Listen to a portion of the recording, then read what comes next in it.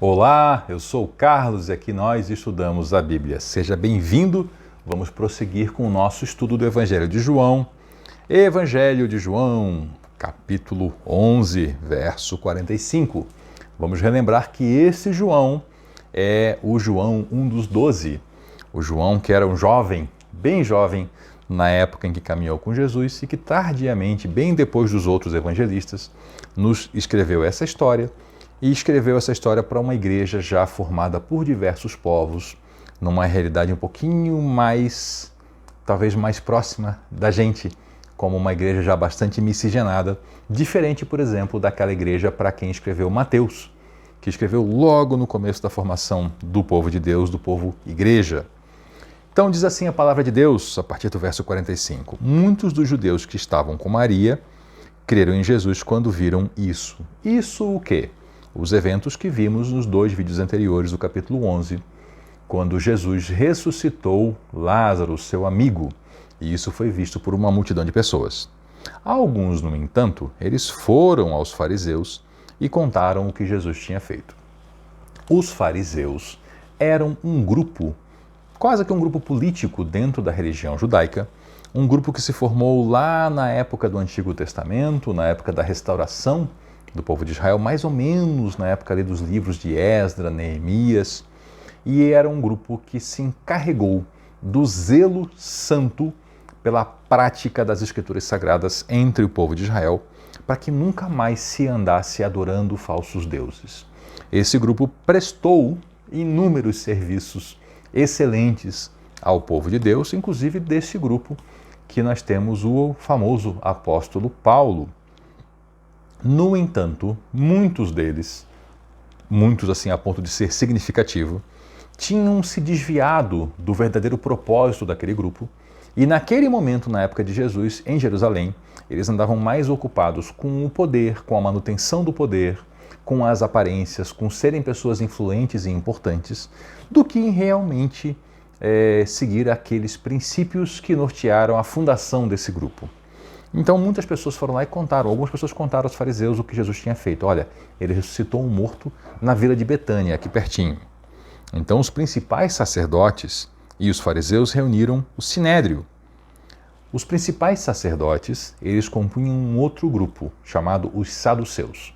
Era um grupo diferente dos fariseus, tinham consideráveis questões entre eles, eram adversários em muitos temas, mas aqui se reuniram. E o sinédrio era o conselho, era um grupo de pessoas influentes e importantes para todo o país, um grupo de judeus, que se reunia para deliberar questões muito importantes. E esse sinédrio era composto de fariseus, de saduceus, de pessoas dos mais importantes grupos da sociedade. Reuniram esse conselho e o que vamos fazer? Perguntavam uns aos outros. Sem dúvida, este homem realiza muitos sinais. Se permitirmos que continue assim, logo todos crerão nele. Então o exército romano virá e destruirá nosso lugar e nossa nação. O que eles estão dizendo aqui, quando falam nosso lugar, eles se referem ao templo. Vamos lembrar que para um judeu, templo é um só.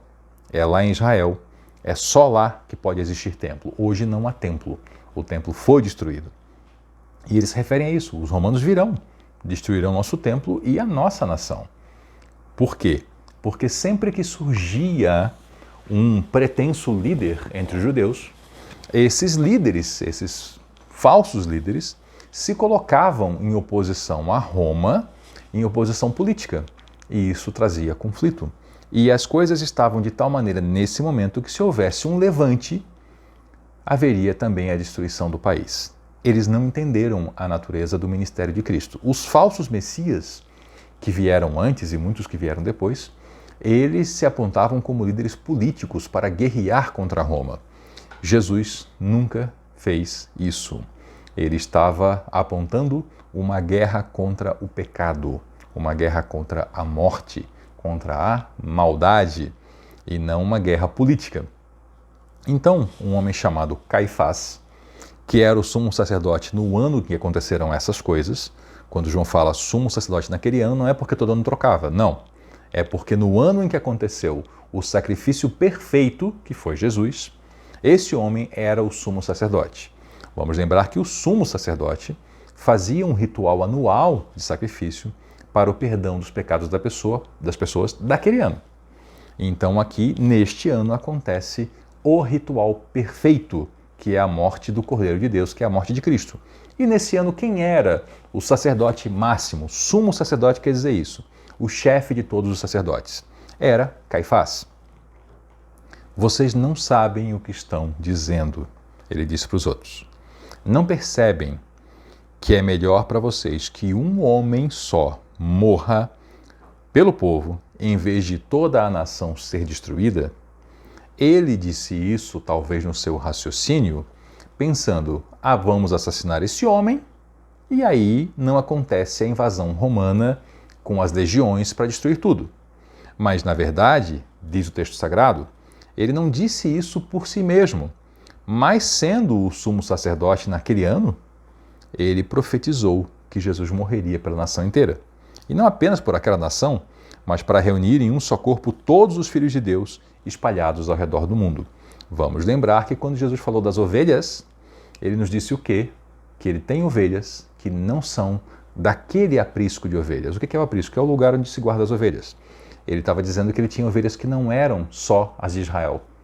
E essas seriam alcançadas. E aqui o Evangelho de João nos conta que sim, ele morreu não apenas para salvar a nação de Israel, mas todos os filhos de Deus espalhados ao redor do mundo. Quem são os filhos de Deus? Temos um vídeo aqui no canal, na série Pergunte ao Carlos, e também você pode ler lá no começo do Evangelho de João e ver nos nossos primeiros vídeos de João que há uma explicação. No popular, disse que todo mundo é filho de Deus, mas não é isso que a Bíblia diz. A Bíblia fala que filho de Deus é alguém que é tornado filho de Deus. Todos somos criaturas de Deus, amados por Deus, sem dúvida. Mas para ser filho de Deus, a gente tem que se tornar um com Jesus Cristo, discípulo dele, ovelha de Jesus. Aí nos tornamos então filhos de Deus. Daquele dia em diante, logo após essa reunião do Sinédrio, discutindo o que fazer com Jesus porque ele tinha ressuscitado um morto, daquele dia em diante eles começaram então a tramar a morte de Jesus. Por essa razão, Jesus parou de andar no meio do povo, porque ele sabia que tinha um momento correto para acontecer a morte dele, e não em qualquer momento. Ele foi para o lugar próximo dali, um lugar próximo do deserto, para o povoado de Efraim, onde permaneceu ele e os seus discípulos. Faltava pouco tempo para a festa judaica da Páscoa, e muita gente de toda a região chegou a Jerusalém para participar da cerimônia da purificação antes que a Páscoa começasse. A Páscoa era uma grande cerimônia, um grande evento que celebrava a passagem dos judeus da morte para a vida, da escravidão no Egito para a vida na terra de Israel. Esse evento tinha uma celebração com bastante detalhes explicados na Bíblia, dos ritos. Era uma festa de muita alegria, era a festa da salvação, a festa da libertação. Só que para participar da Páscoa, que o momento, o auge da Páscoa era a refeição, uma refeição sagrada do Cordeiro Pascal, pães sem fermento e ervas amargas. Para participar disso, a pessoa tinha que ter sido purificada. Então as pessoas chegaram mais cedo a Jerusalém, antes da Páscoa, iriam participar dos rituais de purificação já em Jerusalém, porque lá que estava o templo, lá que estavam os sacerdotes para realizar a purificação, para em Jerusalém realizar então a sua celebração da Páscoa. As Páscoas, elas eram sempre muito concorridas na capital. As pessoas iam para Jerusalém sempre que possível para celebrar a Páscoa. Então a população da cidade ela aumentava muito para aqueles eventos. E continuavam procurando Jesus. E esse povo todo ia ao templo. Vamos lembrar que o templo não era apenas um edifício, mas um conjunto de edifícios e pátios. Ocupava boa parte da cidade e cabia muita gente lá dentro. Haviam muralhas ao redor, separação de locais, enfim, o templo era algo muito grande. E eles estavam no templo, muita gente estava lá e perguntavam uns aos outros, né? O que vocês acham? Será que ele virá para a Páscoa? Será que este professor, este rabino, que está sendo procurado, perseguido, mas que é tão ousado, será que esse homem vem para a celebração aqui em Jerusalém? Enquanto isso, né, os principais sacerdotes e os fariseus deram ordem para que se alguém soubesse onde estava Jesus, denunciasse ele de imediato para que eles pudessem ir lá e prender Jesus. Daqui para frente, nós vamos já entrar num período de uma caminhada final do Evangelho. Ainda que haja muito texto pela frente no Evangelho de João, é um novo momento desse Evangelho, né? Jesus, então, a partir dos próximos eventos, ele é ungido, ele vai fazer a entrada triunfal. Eles procuravam por ele para prendê-lo, mas ele escolheu a hora que ele entraria em Jerusalém. E ele entrou publicamente e com isso ele provocou os eventos da Semana Santa que o levaram à cruz, sua morte e ressurreição. Então, a partir de agora, o Evangelho tem essa mudança, essa nova nuance dessa caminhada. Volte na próxima para acompanhar o que nós veremos nesses próximos textos. Aproveite que você está por aqui, se inscreva, ative o sininho, comente, curta, compartilhe, aquelas coisas todas que ajudam bastante o trabalho do canal. E conheça os outros vídeos do canal, tem muito material bom aqui para você poder explorar e conhecer mais da Bíblia. Mas, sobretudo, leia a sua Bíblia todos os dias. Leia uma porção, anote, estude, converse com outras pessoas que também leem a Bíblia, compartilhe do seu conhecimento, obtenha conhecimento dos outros e vamos crescendo juntos nessa caminhada com Jesus Cristo. Muito obrigado por nos acompanhar até aqui. Eu sou o Carlos e aqui nós estudamos a Bíblia. Até a próxima.